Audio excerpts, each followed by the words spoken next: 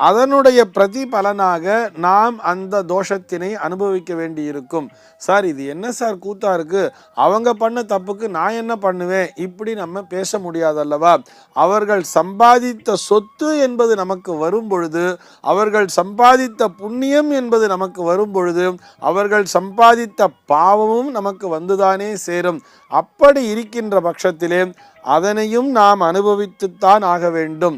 அதே மாதிரி நாம் சரிவர நம்முடைய முன்னோர்களுக்கு செய்யவில்லை, நம்முடைய தகப்பனார் தாயாருக்கு சரியான முறையிலே அந்த பித்ரு கர்மாவினை செய்து முடிக்கவில்லை என்று சொன்னால் அதற்குரிய தோஷமும் நமக்குத்தான் வந்து சேரும். இதற்கான எளிய பரிகாரம்னு சொன்னால் அன்னதானம் என்பதுதான் எளிய பரிகாரம்.